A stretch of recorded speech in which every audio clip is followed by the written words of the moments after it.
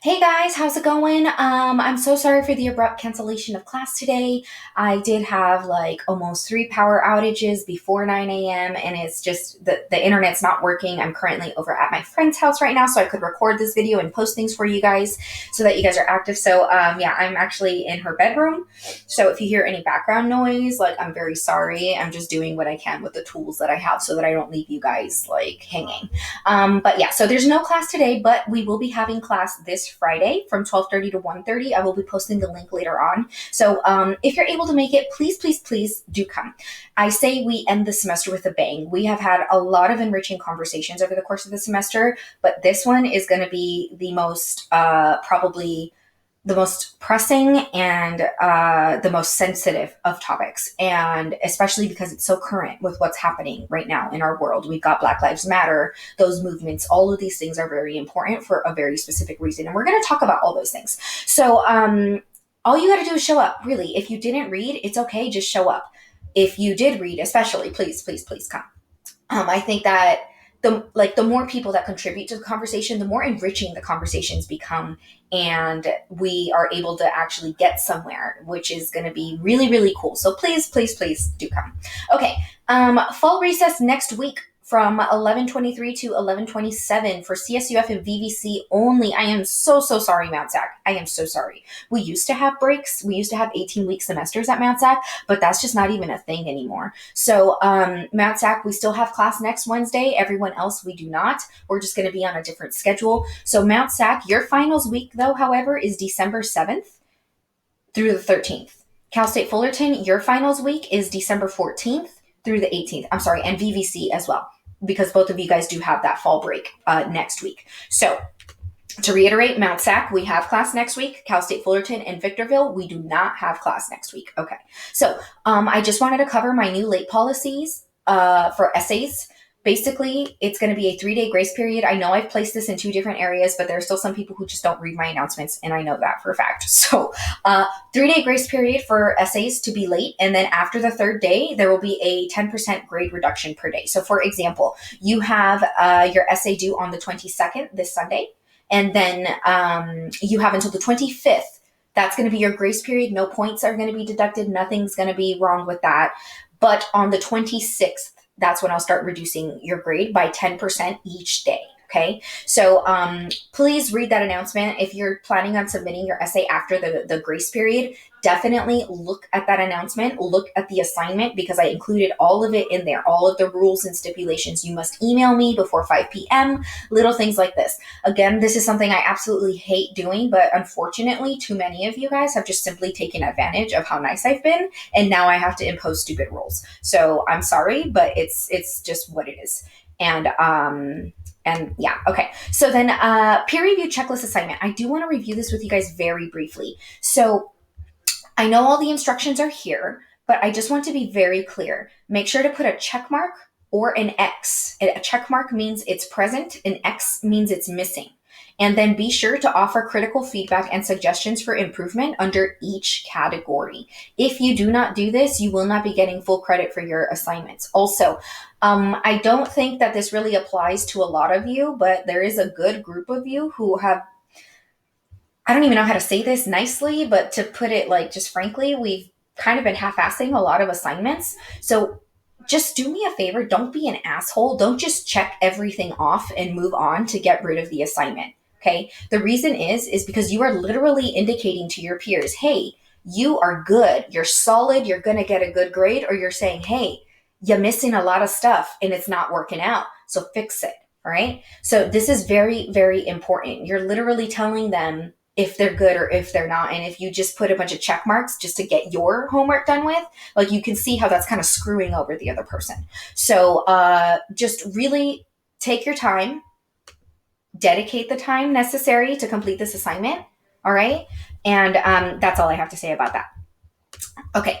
So draft 3 and outline 3 feedback. Expect between today and tomorrow all of this feedback. So given that my internet's working, that might be pushed to Thursday, Friday. But so how I'm grading it is your drafts are going to be focused on the thesis and topic sentence feedback. I'm going to be providing that there. And then for your outlines, I'm going to be providing feedback for your MLA and source citation feedback. Actually, no, just kidding. Like I have been marking it, but I'm going to review it now so that I don't have to individually tell you guys each freaking time. I'll just say work on citations or something. And then if you want to know how, you can look at the video or the whatever. So here, Essay 3 requirements, MLA formatting. I just want to be clear because in some of your guys' outlines and drafts, I've been seeing some, mishaps. So 6-month leave, this is how it should appear exactly when you talk about it. You need a little hyphen there between 6 and month. Make sure S, M, and L are all capitalized and that it is in quotation marks. Because it is the smaller thing, it is in quotation marks. Mad Men, however, is 2 words, capitalize both M's, and then they are in italics. The reason it's in italics is because it's the larger work. So kind of like when I taught you guys this a few weeks back, the larger work is going to be in italics. The smaller work is going to be in quotation marks. Now, the yellow wallpaper is a short story, so automatically that goes in quotation marks. Several of you are still putting this in italics, and that's not correct for MLA. So I want to make sure we're correcting this because you will be deducted points. The Performative Acts and Gender Constitution, this is an article by Judith Butler. So articles are also in quotation marks. They are not a book necessarily. They're technically part of an anthology, and usually these are published with 10 articles at a time. So this is going to be in quotation marks. And then Women and Madness, the Critical Fallacy, that's the name of the chapter.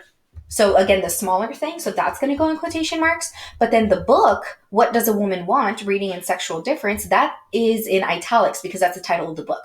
So we've got the book and then the chapter. All right, I hope that makes sense. And then your MLA and text citations should appear exactly like this. Know that you guys have been I don't know what you guys have been doing. Some of you guys have been doing APA citations. That's not MLA. That's not my class. And I'm just going to start deducting and taking percentages off of your grades for this. So we really just got to get through these little errors. You might be like, really, Christine, it's just a simple error. And then my response is, really, student, it's a simple error, fix it, right? So especially because I've said this a million times. So at the end of your quotation, if you're using 6-month leave, include the quotation marks within the parenthetical citation, just like this. And then for all of the other things, you got to put the author's last name, space, page number. Some of us are doing like this. Some of us are doing like this. None of that. It needs to appear exactly as I have presented it here for each and every single one of these articles. If you have any questions about that or are unsure about your citations, you're welcome to email me and reach out. Okay, so another thing for Essay 3, thesis and topic sentences absolutely must be about your primary source. There is no if, ands, or buts. Okay, some of you guys have been structuring your essays I've been noticing on your outlines, have been doing for example, I saw several people using the yellow wallpaper for paragraph 1 and then doing Judith Butler for paragraph 2 and then Shoshana Feldman for paragraph 3. And I'm like, okay, your whole essay, the point of the essay is to analyze the primary source, which is either 6-month leave or the yellow wallpaper. Okay, so it's really not going to be conducive to writing a solid, strong essay if you only mention the primary source once and then never acknowledge it again. So every single topic sentence and your thesis must be focused on these primary sources, whichever one that you choose. So some of you guys that are having generalized claims about gender identity or something like that, we got to fix it and make sure that it's connected to the primary source. Another thing is you absolutely must focus on only one primary source, meaning choose either the Mad Men episode or the yellow wallpaper.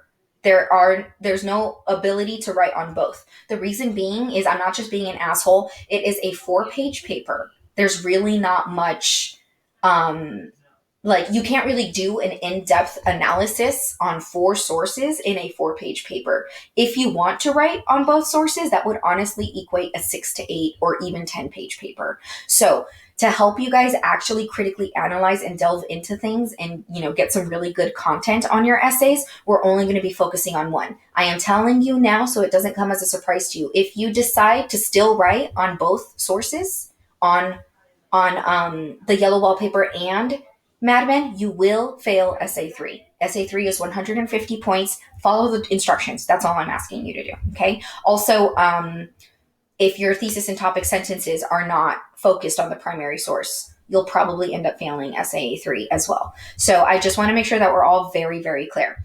Okay. And then be sure, yeah, I already said this. Be sure to acknowledge the primary source in every single body paragraph. Okay, so essay 2 grades, expect essays back next week, but I will try my best to get them back to you this week. So um, I've been having some personal things going on. Someone close to me is pretty much on her deathbed, and I need to be there for my family and the people around that. So I just want to say, like, I'm sorry, but I kind of haven't really been okay 100%. And I want to get you guys your feedback as soon as I possibly can, but it's been very difficult for me lately. So, but in that light, I am offering you guys an essay rewrite. So you're not completely left in the dark and left to fail. Like, you guys have opportunities to ask me questions. You have opportunities, to whatever. So I'm obviously going to try to get you guys your essays back, but I'm cutting myself a little bit of slack just given life circumstances and how shitty 2020 is. Okay, moving on. For the essay rewrite reminder, you must go to the Writing Center for the rewrite to be considered. I would very strongly recommend consider making appointments now. If you are at Mount SAC or Cal State Fullerton, I would strongly recommend using Jackie as a tutor. Mount SAC, use Alona. She is your personal tutor for our class, so I would definitely reach out to her. But specifically with Cal State Fullerton, start making appointments for the Writing Center now, because like you can make an appointment for week 15. You can make an appointment for finals week now. And the reason that I'm telling you to get on that is because sometimes they will book up completely and they just don't have any sympathy. Like, I used to work there too, and they're just kind of like, you should have booked sooner. Like, sorry, that's kind of your problem. And if you can't get in the Writing Center, you cannot write a rewrite. So I would plan ahead. I would make appointments now. That's just a suggestion. Okay. And then final announcement is going to be God Help the Child is going to be essay 4. It is going to be a 200-point essay. So if you guys have been slacking with the reading, get on it. It's going to be about 6 to 8 pages without the works cited page. Works cited page will be your additional page. And then you're going to be using approximately 4 sources. So this is going to be your final research paper, your big research paper. So I want to make sure that it's really, that it's good and the content is good. So if I were you guys, the reading, honestly, it's not even that hard. It's pretty easy to breeze through. I would start looking up your sources now. All you got to do is go into the library database, type in God Help the Child, and you should be okay with a bunch of different articles that are popping up. And then you can let me know if you have any questions. But I'm telling you all of this information now in week 13 so that when week 16 comes, you're not like, what the F, Christine, why did you make me do all this stuff? Like, start doing it now so you don't stress later. Okay, so I started class with my 8 a.m. Cal State Fullerton class, so I'm kind of like going off of like what we did with them a little bit for our lecture today. But because I was going to have you guys fill these in individually as classes, but it's okay. We'll just work with what we got because this is some pretty good stuff anyway. So themes so far present in our first 70 pages of the novel is mother-daughter relationships, the concept of erasure, which I provided for you guys as one of your discussion forum questions. Which erasure basically is, the definition is the removal of all traces of something, obliteration. And in my class earlier, they were mentioning how Booker and Sophia Huxley were like bride mentions, being erased from them. So I'm going to go ahead and read that passage. Actually, it's at the top of 38. And she just kind of like comes back from like this like daydream of like her ex-boyfriend's body and how like delicious it was. She says, she drifts off and says, you not the woman, like quoting what her ex told her before he left. And then she goes, before vanishing like a ghost, dismissed, erased. Even Sophia Huxley, of all people, erased me. A convict, right? So she has this concept of erasure of people that are present in her life, and this theme of erasure, if we think about like the implications regarding race, it's no secret that at least culturally here in the United States there has been like very specific cultural genocide. That is a form of erasure. It's like, literally think of it as like a pencil eraser. It's like you're erasing something. Like, so that theme is very present here, and that could be like an erasure of identity, an erasure of like, of like race type of thing. Okay, so then another theme is racism that we came up with. Another one is self-worth, and then beauty standards. So I had them Google Western definitions, like standards of beauty, and this is the list that we came up with. So, Western standards of beauty. And this is like, if you do a simple Google search, literally you can copy and paste this into Google, and this will probably pop up for you as well. But and I very specifically wanted to make that distinction because it is Western standards of beauty, just as a whole, not necessarily our personal standards of beauty. Because like lately, it's been like thicker, curly hair, all this stuff, but we still have a very like idealized version of like, and there's this like quote unquote white beauty type of thing that we're going to be discussing. So Western standards of beauty, it's pretty much light, fair skinned, silky hair, abled body, thin, youthful, like personality attractiveness, so a physically good looking woman, right? High cheekbones, full lips, narrow eyes, small noses. These are all definitions of what Western beauty is. And I think several of us can look at this list and just be like, yeah, I don't fit every single one of those categories. Like, that's not what I am, right? So basically, what does that mean? If I don't fit in with this idealized version of what beautiful means, then what am I? Am I ugly? Because I'm not pretty. I'm not beautiful according to this list, right? So there's a lot of like a subconscious internalization of self-hatred that begins to sort of form. And I'm actually going to bring you guys over to an article that I started reading because it's very, very spot on, I think. And I'm just going to go ahead and scroll up really quickly. This is from my new tablet, my cool new tablet. Um, this article is called Racialized Beauty, The Ugly Duckling and Toni Morrison's God Help the Child. And the premise of this article is really kind of relating the fairy tale Ugly Duckling story to Bride, because Morrison really does kind of apply that idea. So if you guys can see in my markings, there's like a bunch of different, things that this article is addressing. I can definitely send it to you if you want. You can just email me. But I want to go ahead and start here. Okay, so thus the dominant white race has dictated beauty, right? Those beauty standards we literally just listed earlier, with its prejudices and stereotypes, which have pervaded American culture until the present. Morrison interrogates the imperial gaze of the Black image, the look that seeks to dominate, subjugate, and colonize. Okay.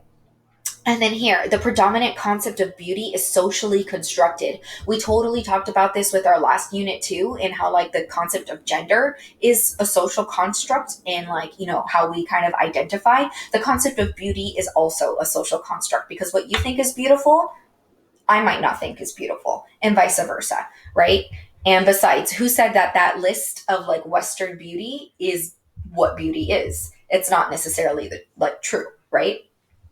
Okay, so here, I'm going to go ahead and read this. Like, sorry, it's going to be a lot, but I think it's really important to uncover. So, according to Kay Sumana, Morrison believes that the concept of physical beauty as a virtue, a notion deeply embedded in and many fairy tales, is one of the most pernicious and destructive. So, this idea that beauty is virtuous is a destructive um, concept. In addition, the acceptance of the white ideal of beauty results in the worthlessness and physical ugliness of blackness, which mirror society makes us believe a deeper ugliness and depravity. So, here,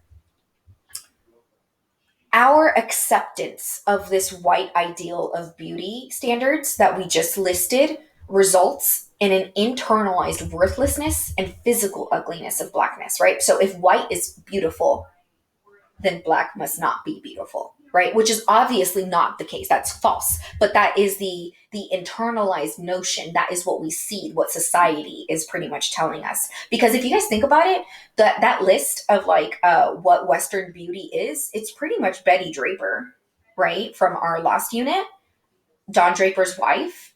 Like, that's Betty Draper. Excellent. Not all of us look like Betty Draper. In fact, very few of us look like Betty Draper. So are we all ugly? No, right? But it's an internalized feeling of worthlessness and ugliness. And that's what, and it's very specific here. So the notion of black ugliness parallels to the formation of an oppressed identity. African Americans learned self hatred, low self esteem, and contempt for their own race. So this is a learned behavior. We weren't born saying, "Oh, I'm ugly." We learned to hate ourselves, right? We learned to have a low self-esteem. And this article is specifically focused on African American ideology and identity. And it's because of what the world tells them is beautiful versus what it's not. Um, so Morrison unveils the destructiveness of hegemonic standards of white female beauty. She subverts racialized beauty and its repercussions by portraying positive images of blackness and fostering African Americans' pride. Okay. So, another, like, I boxed this because to me, I box my key terms. That's just how I annotate. But you guys can easily look up an article with the term racialized beauty, and you can write an entire essay on that because it's very clear from the beginning that their like bride really struggles with that. By the way, several articles will refer to Bride as Lula Ann, and I'm just referring to her as Bride personally because that's clearly like what we see so far as her own self-identification as we see so far in the novel, right? So I don't know. I just like to respect like how people identify or what they identify as, especially their preferred name versus like their government name type of thing. So so that's just why I'm calling her Bride for now. Okay, so only those females that are beautiful can be recognized and valued and consequently be happy. Our society sends the message that unless you are physically flawless, you are deficient as a human being. White women, even if they are not able to reach the ideal white norm of beauty, are not deficient in the way that black females are. If a rigorous feminine subject, a universal feminine subject, is defined as lack, as absence, by the way, you wouldn't know this, but this is an entire article of talking about like I was actually going to give it to you guys for essay 3, but it's an entire article talking about like women's position in the world and how they are by nature of being female are defined as lacking. So she's saying if this concept of being a feminine subject is already defined as a lack, as an absence, then the black woman is doubly lacking, for she must simulate or feign her femininity as she dissimulates or conceals her blackness. Honestly, this kind of gave me the chills a little bit when I read it because we have this idea, like, look at it's Octavio Paz from SA2, did not even do this on purpose, but we're bringing up this concept of dissimulation. We're dissimulating blackness because it's quote unquote ugly in order to be accepted by society or by ourselves, right? So no matter if the black female is brilliant, accomplished, and rich, she must deal with a relentless standard, almost always internalized, which tells her that she's inferior. Okay, and then I'm just going to read the rest of this, and I'm done with this part. So, Black women are pressured to conform to a dictated, idealized femininity through the imagery presented to them in advertising and popular culture. They try to meet Western standards by means of beauty practices such as makeup, hairstyles, cosmetics, surgery, etc. As Sarah Halpern contends, the myth of white beauty denies the value of Black beauty, and only by simulating whiteness can Black women escape the self destructive cycle they are caught in. So, in order to not be self destructive, we have to simulate whiteness. We have to pretend to be white. So, for example, we can see this very, and by white, I mean Western, I mean those standards of beauty. That's exactly how this article is referring to it as well. So, like if you just think about, there is a lot on the topic of like Black hair, but think about it, like, what do? We want to straighten our hair. Like, I used to straighten my hair all the time. I didn't like my curly hair. I thought it was weird. I thought, I looked ugly if I just kept my hair the way it was when I was in high school, which is totally not true. I love my curly hair now. It's beautiful. But like, that's not the notion that I had. Right. And obviously we're allowed to straighten our hair because we want to, but it should be because we want to, not because, oh, my hair is ugly otherwise. Like, imagine all of that, like all the pressure that puts.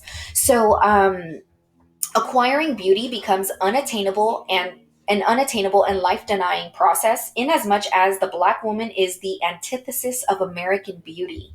Defined as the other, she can never satisfy the gaze of society. Hence, in the white society, the construction of a healthy Black female self image is unreachable. Okay, so obviously you are welcome to critique this assertion. This is an article. You don't necessarily have to agree with it. That's a really important thing that I need to tell you guys in your guys' research. As you guys are finding different articles and different approaches, you are welcome to quote and be like, this should be the author, but be like, look, Lopez Ramirez, I don't agree with this statement, and here is why. You are totally just as much as an academic than they are. They were just in school a little bit longer and published stuff. But you are technically a scholar and an academic who's able to say, hey, famous person, actually, no, and this is why, right? So you're welcome to disagree with that statement, but the statement is nonetheless that Black women are the antithesis of American beauty, because American beauty standards do not match the Black female body, if that makes sense. And it's always defined as other. So basically anything other than the spectrum of whiteness basically is considered other. So, oh, you're not white, so you're other. Okay. But yeah, we talked about that last with I believe SA2 and I'm Not Your Perfect Mexican Daughter. So Morrison approaches, this is gonna be good. Like this is by the way is all the introduction, really, because this article continues on. Again, if you want it, email me and I will happily send it to you. But you can always look it up on JSTOR, I think. Okay, so Morrison approaches cultural colonization from a complex point of view in which African Americans, both victimizers and victims, share the blame. She explores the pervasive traumatic consequences of Lula Ann's constructions of beauty. Western beauty ideals are at the core of her traumatized sense of self, her feelings of inferiority and self-disgust. Honestly, guys, I'm going to tell you right now, I have not come up with a prompt yet because I haven't I haven't assigned this book ever. This is the first semester I'm teaching it. But with this idea of a traumatized sense of self, you can write an entire essay on that. And literally, like, from the very beginning, it's not my fault. So you can't blame me. I didn't do it and I have no idea how it happened. She's talking about her daughter's Blackness. That's Sweetness talking about her daughter's Blackness. So, like, yeah, there is a lot of trauma from her birth. Her father left, didn't even touch her. It was disgusting, right? I hope you guys all know these are terms that are used, not like me saying. But, like, of course, you're going to have this internalized self-hatred if that's how you were raised. So, being a child, the antithesis of what the white race regards as beautiful prevents her from developing ethnic pride and racial love. This is where that whole learned self-hatred that the article was referring to before And here, I was just I put this here. I make notes like this for myself, but also for you guys. This is her thesis statement. This paper will analyze the impact of white aesthetics on Black women in God Help the Child, with a focus on key notions such as the powerful socially sanctioned notion of beauty, low self esteem, the intergenerational transfer of racial self loathing, marginalization, social victimization, and materialistic values. So, you might have to read that a couple of times to kind of understand, but if you guys notice, this is how I do research. I get one article, I hone in on it, and I start Googling key terms. Not Googling, but also like in the library database itself. Like, for example, I found this key term, racialized beauty, imposed femininity. Like, I'll look that stuff up and I'll see what comes up. Um, Here we have intergenerational transfer of racial self-loathing. Imagine the implications of that. Intergenerational. So that means that several generations of people who have been denying their own selves and hating themselves because they don't fit this Western standardized idea of beauty, and that gets passed on to other generations.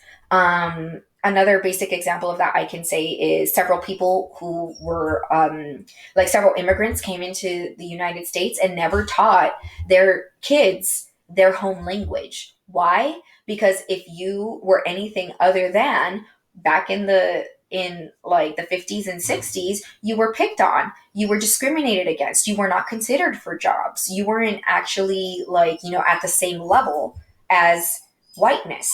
So as a result, so many people were never taught Spanish, were never taught Mandarin, were never taught, whatever their basic whatever their basic cultural, language, because of the parents' fear of discrimination against their child. Well, if you don't know Spanish, nobody can pick on you, and you're going to be more white and you'll fit in more. That's kind of the mentality behind that. And then that goes back to our idea of erasure, because in not transferring the Spanish language or whatever other language, I'm just using Spanish because that's my second language, now that becomes erased.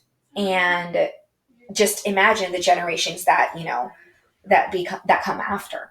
Okay, so I'm done with this. I just wanted to share that with you guys because there's a lot going on.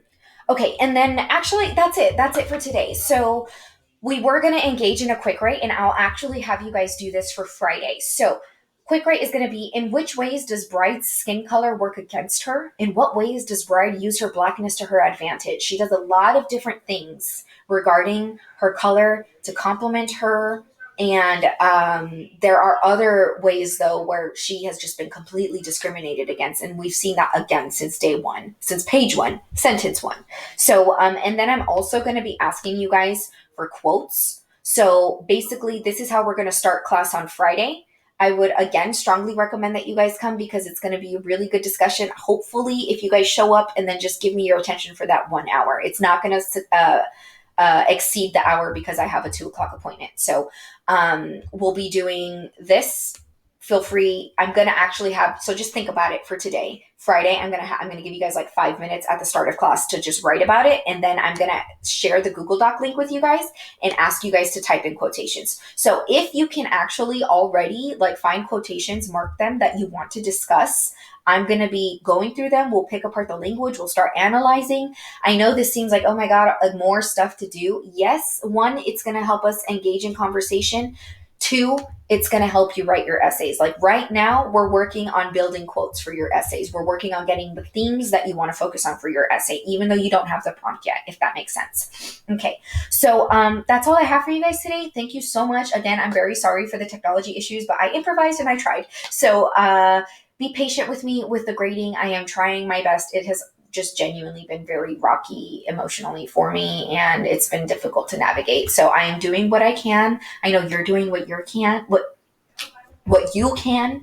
And just message me if you need anything. Okay. Thank you guys. You have a wonderful rest of your week, and I will see you on Friday.